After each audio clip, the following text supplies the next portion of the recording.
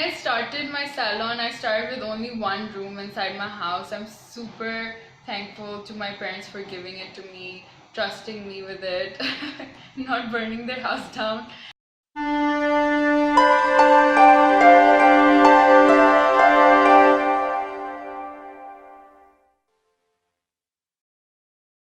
So I started with just one room, and my dad did invest in that room, and we kind of had a very cozy, small setup with just one mirror, one hair station, one makeup station. And I did promise myself at that point that I do want to, as soon as I can, give back all that money to my dad, and then I'll feel like, I've become somebody and I've accomplished my goal, like the smaller set of goals. And I did. It kind of took me a bunch of months, and I did repay him all of the money, and then I felt really good about it. My clients would still like trust me with the hair because they'd seen my work, but then there were people in the industry who'd be like, very casually, they probably didn't know they were hurting me, but they'd be like, isn't she too young? Like, like there's, because being in the industry or in the field anywhere, in any field, is much beyond than just doing your art. Even though I think it's about doing your art and just blocking everything else out, because that's what I do. I don't know if it's right or wrong, but other people, there's so much involved, like how you speak to people, or the politics, or I don't know, there's just so much groups and all that. And so they'd be like, isn't she too young, does she know what she's gotten into? And I would never understand. I still don't understand. I think I'm perfect. I remember I was at this workshop once, and I was very little, so everyone would, not that I was always tall, so very little. But yeah, this one woman was like, yeah, she's good, but isn't she too little to be doing this? And I just made a face at her because I didn't even know what to say to her, because I probably knew more than her. But yeah, other than that, that was my clients were always they'd seen my work before they came to me, so I was very comfortable with them. They would come and be like, hey, aren't you too young? We were expecting like an older Mizka or something. And I'd be like, no, I got this, it's okay. So my clients were always fine. So yeah, I did take a bit of my mind. I would stop and think about it.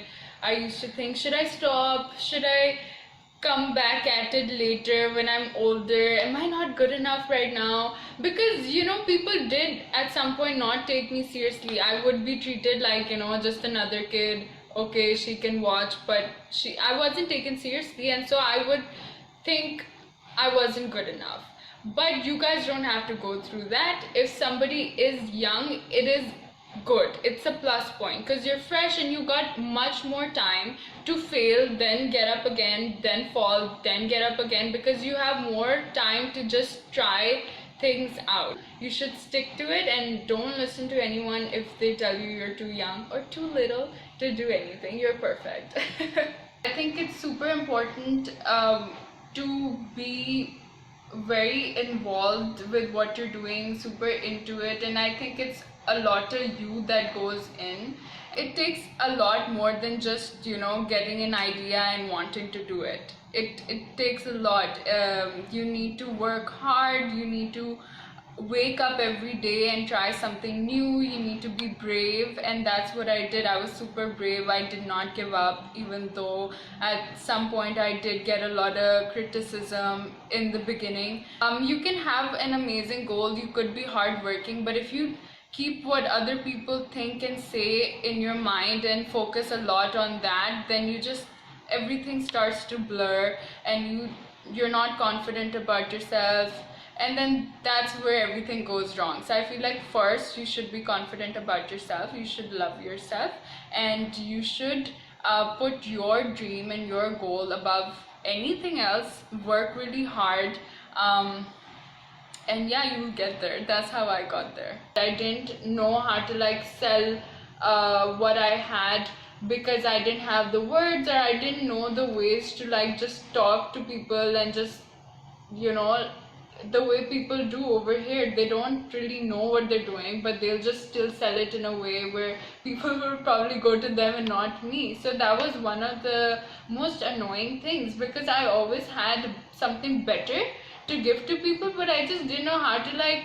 tell them I had it. But I feel like now I do get the message out there, but my idea of being good is still less talking and more doing.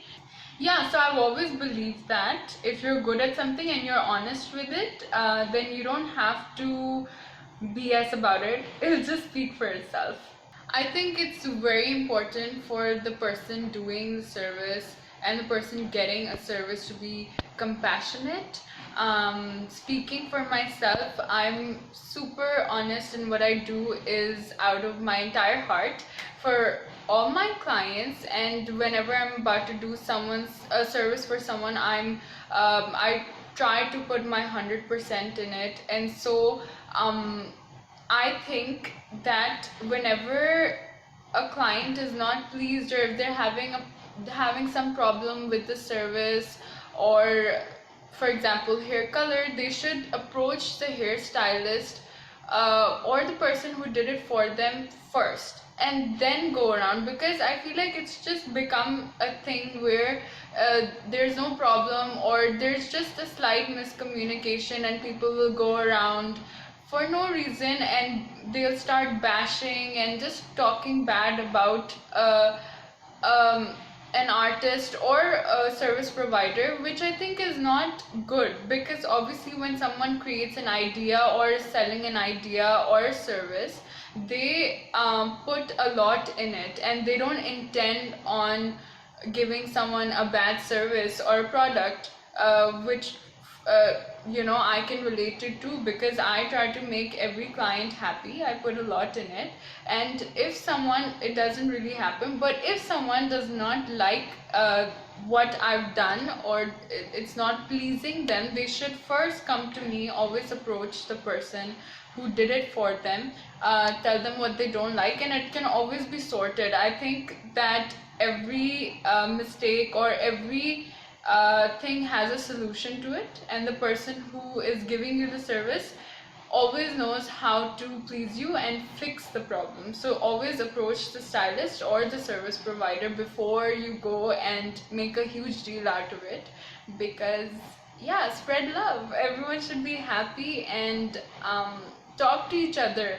I feel like talking is very important. Communicate and you can fix the problem. I feel empowered each day, because by the end of the day I feel complete and happy about myself with everything that I do. I'm satisfied with my own self, which is what makes me feel empowered. I feel like it comes from within. When you're happy with yourself, you feel empowered.